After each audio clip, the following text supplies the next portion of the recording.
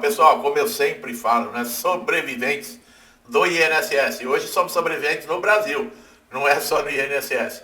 Pessoal, existem falhas na perícias do INSS que são prejudiciais demais, tá? E não são divulgadas. E não é só isso, né? A gente sabe que tem tudo quanto é tipo de rolo. E não é divulgado, e é sempre o segurado. Promessas de monte. Vamos acabar com as filas, vamos implantar tecnologia, vamos isso, vamos aquilo, tudo no papel lindo, maravilhoso. Mas na prática, veja bem, as perícias médicas do INSS são um processo que é tudo praticamente, porque a concessão do benefício de auxílio-doença, aposentadoria por invalidez, BPC, que são os benefícios de incapacidade, eles têm que passar pela perícia para ser constatado a incapacidade para serem concedidos. O que na maioria das pessoas não sabe é que existem falhas silenciosas nesse sistema que podem prejudicar milhares de segurados. Podem não, prejudica. A falta de padronização nos critérios adotados pelos peritos. Isso é um absurdo, tá? Essa falha de falta de padronização é aquilo. Cada pessoa é tratada de um jeito. Não tem, por exemplo, todos são levados em consideração. Não, eu fui com a sua cara, eu te trato de uma maneira. Eu não gostei de você, eu acho que a sua doença é leve, eu te trato de uma maneira. O outro que eu acho que é pesada, quer dizer, não tem padrão.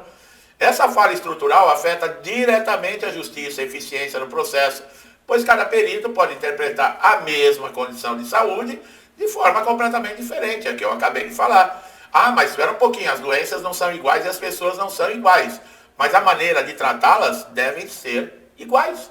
Não importa se é uma doença leve ou se é uma doença terminal. Não importa se é um jovem ou se é um idoso. Todos são pagadores de impostos. Todos merecem respeito. O funcionário do INSS é funcionário público. Ele está ali para servir ao público, não para se servir do público. Mediante laudos particulares, exames recentes, históricos clínicos extensos, muitos segurados são surpreendidos com pareceres contrários, que negam aí os benefícios. Isso acontece porque, na prática, o perito lá do INSS ele tem ampla autonomia para discordar de documento médico e outra, de documentos que muitas vezes são de especialistas. Especialistas em anos, em estudo, em conhecimento. E eles passam por cima, fingem que nem existiu. Isso torna o processo subjetivo, desigual. Ou seja, a decisão final muitas vezes depende mais de uma interpretação pessoal do perito do que uma avaliação técnica padronizada.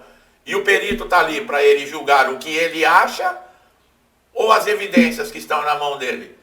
Olha que falha terrível, que coloca todos os dias segurados que têm direito, segurados que já estão afetados por doença, por acidente, e ainda mais passam por problemas emocionais. Além disso, existe problema grave relacionado ao tempo extremamente curto das perícias. Em muitos casos, a análise presencial dura menos de 5 minutos. Esse tempo ele é insuficiente para que o perito compreenda a complexibilidade do quadro clínico do segurado. Em situações de doenças invisíveis, como transtornos mentais, dores crônicas, doenças autoimunes, esse tempo limitado dificulta uma avaliação justa e detalhada. Outra falha pouco discutida é o uso recorrente de frases genéricas nos laudos periciais, como não foi constatada incapacidade laborativa no momento da perícia, mesmo quando o segurado apresenta as documentações, relatos e sintomas incapacitantes. Esse tipo de justificativa padronizada, porque aí tem padrão, tá? Ela desconsidera a individualidade de cada caso e enfraquece a confiança no sistema de perícias. Vocês viram? Quando é para colocar a motivação da negação, aí todo mundo tem um padrão. Ah, não foi encontrada incapacidade laborativa. Que aí todo mundo fala a mesma coisa. Essa situação ainda é mais crítica, pessoal, em regiões com alta demanda, onde a sobrecarga de trabalho sobre os peritos, ao realizarem dezenas de atendimentos no único dia, a consequência é uma análise superficial, com alto índice de indeferimento, inclusive em situações em que o segurado claramente não possui condições de retornar ao trabalho. Isso gera uma pressão enorme sobre o judiciário, que passa a ser a única via de correção das falhas administrativas. Um dos pontos mais problemáticos é que o INSS ele não adota um sistema, por exemplo, de uma segunda opinião médica.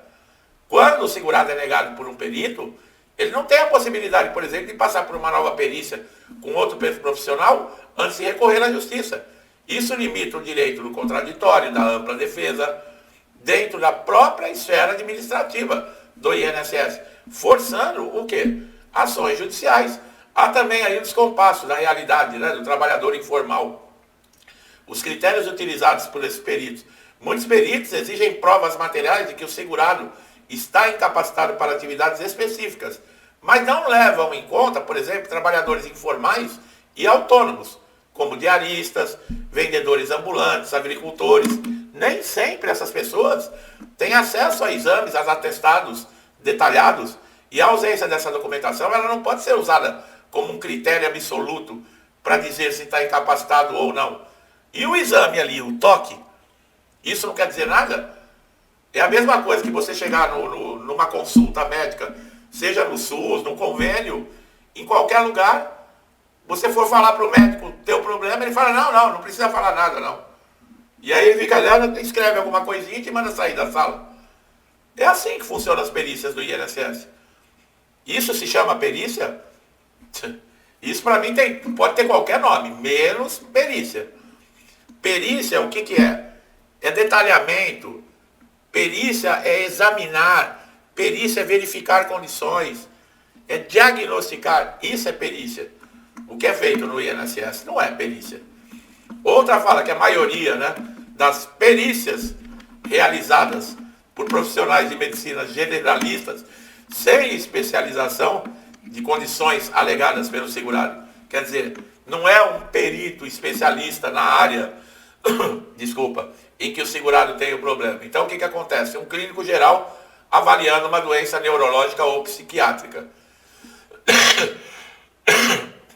Tá, desculpa aí, pessoal. Exemplo, pode não ter conhecimento necessário para uma análise técnica aprofundada, o que vai comprometer diretamente o resultado. Mas tá dizendo que o clínico geral ele não é médico? Não, ele é médico, mas ele não é especialista na área. Ele não estudou aquilo a fundo, ele não ultrapassou o que é dado lá básico na medicina.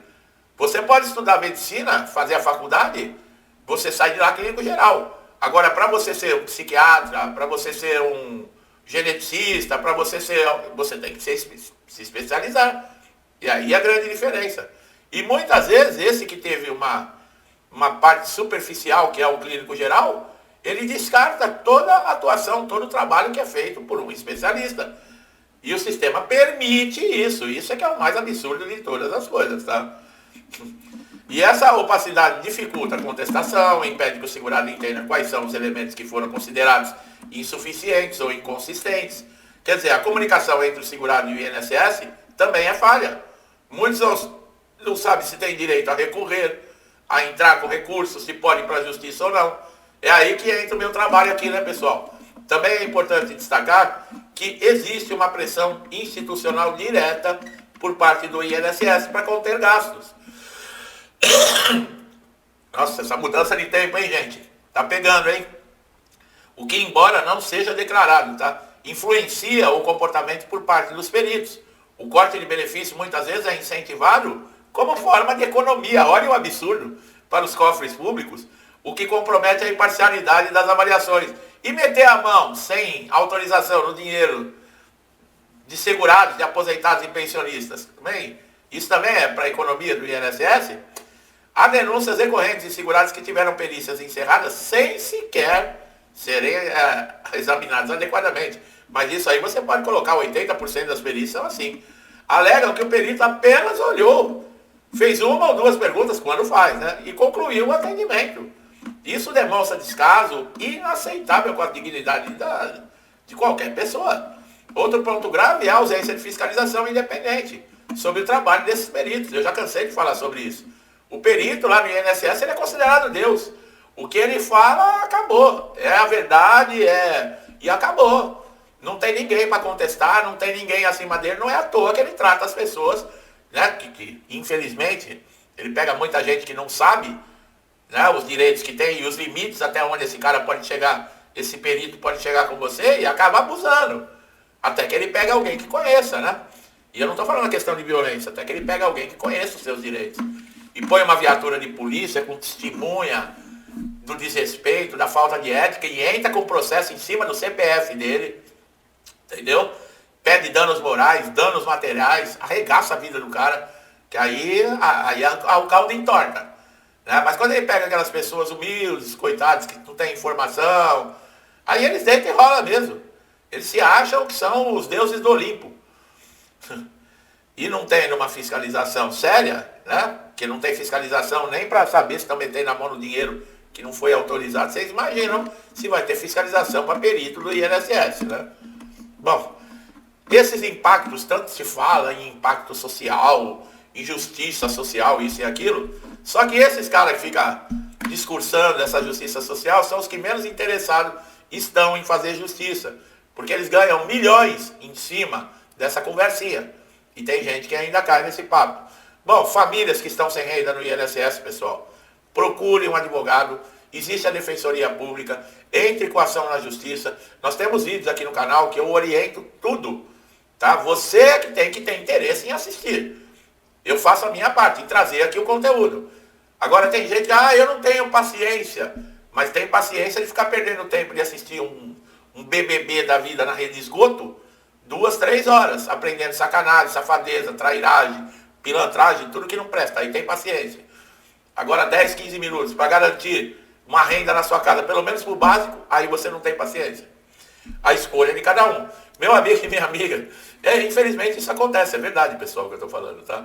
Meu amigo e minha amiga que estão chegando a primeira vez aqui no canal, aproveite todos os conteúdos, tá? Não paga nada não, é de graça, viu, pessoal? E quem ganha com isso é você, viu? É você. Tá? Então, se gostou do trabalho, não deixe de se inscrever, ative o sininho para todas as notificações, porque o YouTube não está entregando vídeo para todo mundo, não. Se não tiver assim, pode ser que você perca algum conteúdo. E vocês, meus amigos e amigas, que me acompanham já há muito tempo, estão sempre interagindo, me incentivando, que Deus abençoe a casa, a vida, a família de vocês com paz, saúde, prosperidade, alegria, harmonia, tudo de bom, pessoal. Tudo que eu desejo para mim e para minha família, eu lhes desejo em dobro, deixo um forte abraço.